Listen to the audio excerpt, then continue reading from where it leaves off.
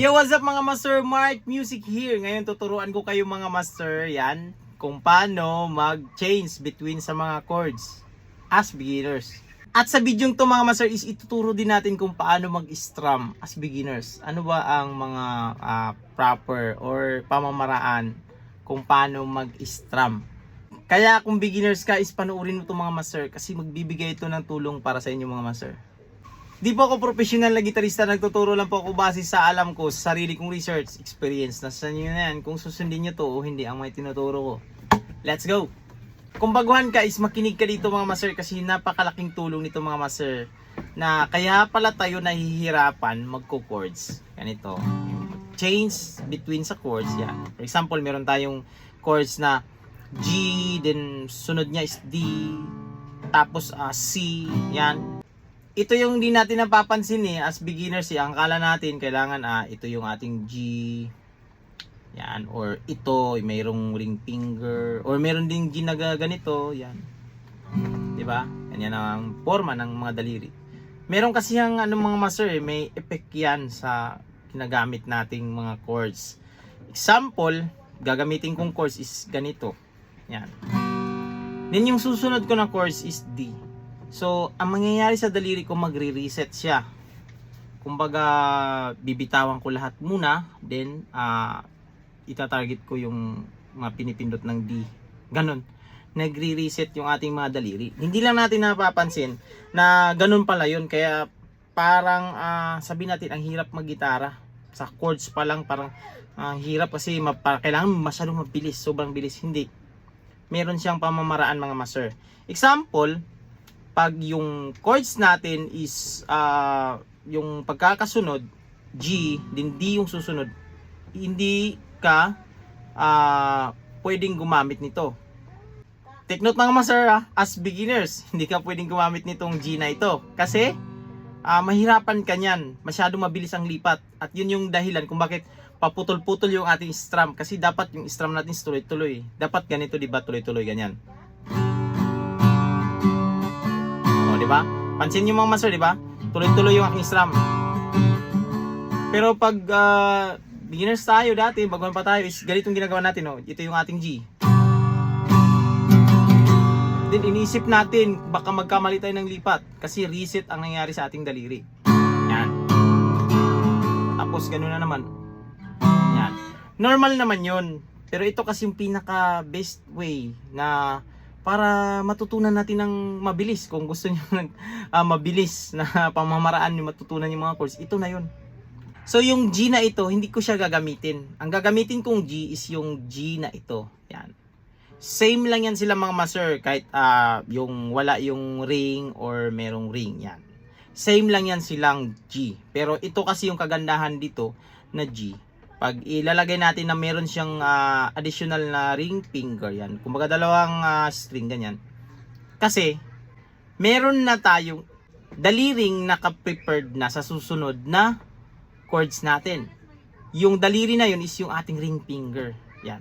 So, pag naglipat ako, galing ako dito sa G, iaangat ko na lang yung ibang mga daliri liban sa aking ring finger kasi meron na siyang part sa D. So ganito na lang gagawin ko, yan. Smooth na lang yung transition, di ba? Ganun na lang, napakadali, di ba? Then ito na, paglipat ko ng C, galing ako sa D. So ang gagawin kong switch diyan is itong dalawang to, take note, yung ring at yung middle finger ko nakaposisyon niya sa nang ganito. So ang gagawin ko na lang is ganito na lang gagawin ko. Yan, iangat ko na lang siya doon papunta sa ito. A string 3rd fret, then yung middle finger ko is nandito sa D string 2nd fret kasi nandyan yung form ng ating C. Ulitin ko mga master. Ito yung lipat ko, galing sa G. Bitaw, iwan yung ring finger. Then hindi ko na babaguhin yung posisyon ko, ganyan, igaganito ko na lang, angat. Then itong ating index finger, yun yung itatarget ko dito sa 1st fret ng B string. Yan. Ulitin ko mga master.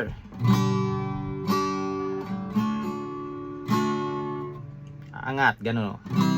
Unlike kasi sa ganito, galing ka sa D, yan, tapos parang igaganito mo yung daliri mo, i-reset mo siya. Parang bumabalik siya sa relax state. Yan, parang yun, tapos panibago ka naman ganito. So yun siya mga master, yung dahilan kung bakit ang hirap maglipat-lipat ng mga chords. So ito naman yung kagandahan pag yung G natin na ganito yung forma niya, pag yung ating chords na kasunod is C. Kasi ibababa na lang natin to ganyan na lang tapos maglalagay na lang tayo ng index finger dito, ganun. Tapos baba na lang natin, ganun. Kasi yung G na naman na ito, pag itong gagamitin natin, pag C yung kasunod, as beginners, gaganito tayo. Tapos ganyan, reset naman. So may mga purpose talaga.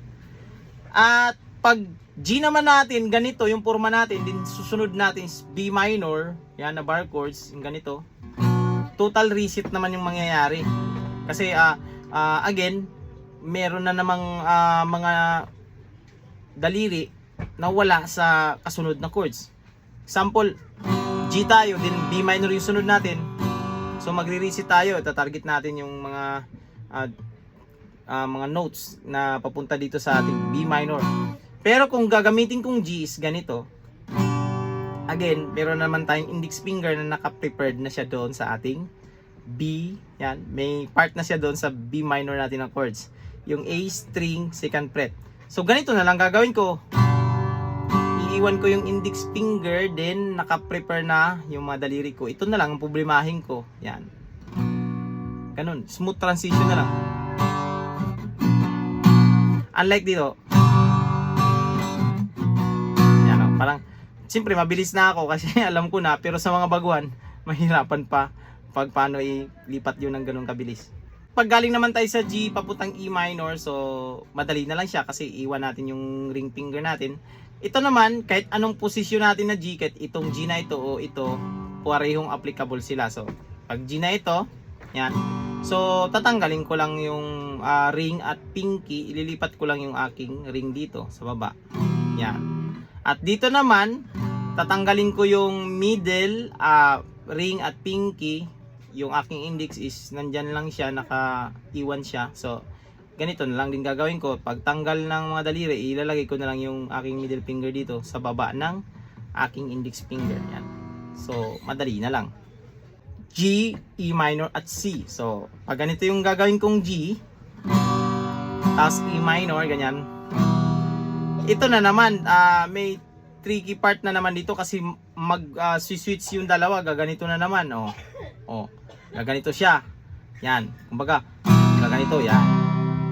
Unlike pag ito yung gagamitin kong G, tapos E minor, ganito na lang gagawin ko Tanggal, tapos index, ilalagay dito yung ating middle. Tapos pag C, gaganito na lang din ako, yan. Iiwan ko yung aking middle finger, tapos ito yung ring ilalagay ganito na lang mas madali yung transition niya.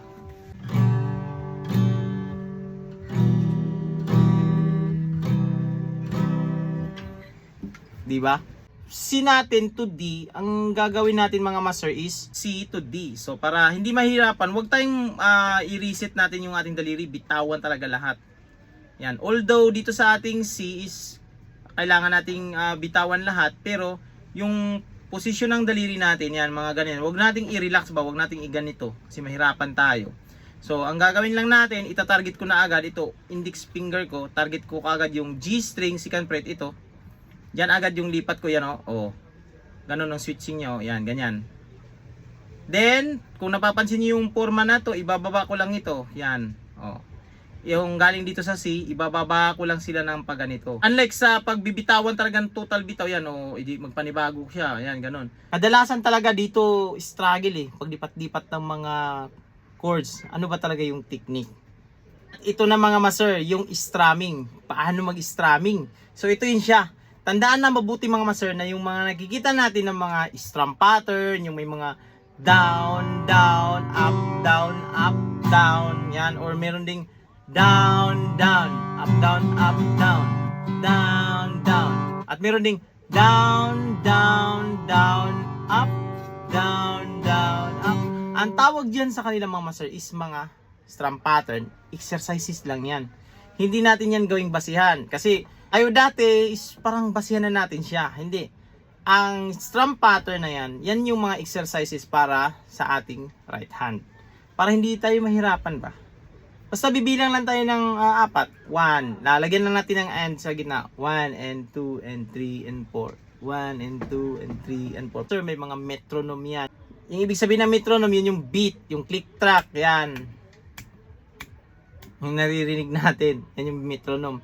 Ako dati, hindi ako natuto sa metronome. Ang ginawa ko mga master, ito, best na, para sa akin, the best, dito ako natuto. Pag meron tayong kanta ba, na mga pinapakinggan, yung parang gustong-gusto talaga natin yung kanta. Kasi maganda kasi pag sasabayan mo yung kanta, unlike sa parang hahanapin mo yung mga tempo niya. As beginners, nahihirapan tayo dun eh. So, sasabayan lang natin. Halimbawa, I love you, Lord. All your mercy never fails me. All my days, I've been held in your hand. From the moment that I wake up in 2 and 3, 1 and 2. Ganun ba? Yung meron kang naririnig kasi ng mga beat na doon sa kanta na yun, di ba? Kasi may drums. So yun yung gagawin mo, bibit ka lang muna ito. Kahit hawakan mo lang yan, meron kang piniplay na sounds dyan din, sasabayan mo siya. Yan. At ang gagawin mong strum mga master is, para sa akin, dito ako natuto yung down, down, up, down, up, down, up. Up stroke yung pinaka-last. Bakit? Kasi pag up stroke yung panghuli mo, meron ka ng prepared na agad para matuloy-tuloy mo. Naka-prepared na agad yung daliri mo para sa pababa. Down, down, up, down, up, down, up.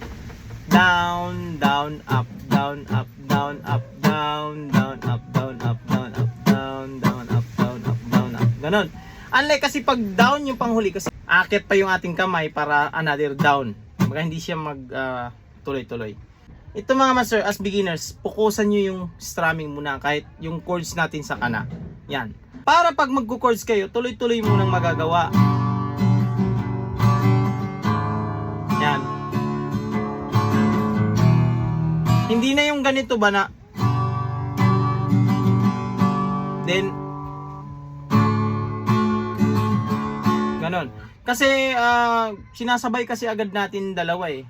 So ito yung pinaka the best. Unahin mo yung strumming mo. Yan. Pag hindi ka na nahirapan mag-strum, kaya mo nang sundan yung mga beat. Yan. Kahit wala pa mo ng metronome or kahit gusto mo metronome na agad. Pero maganda kasi yung meron kang inspiration, kumbaga yung paborito mo na kanta, yun yung susundan mo. Yan. Para masana yung ating daliri paano mag-strum.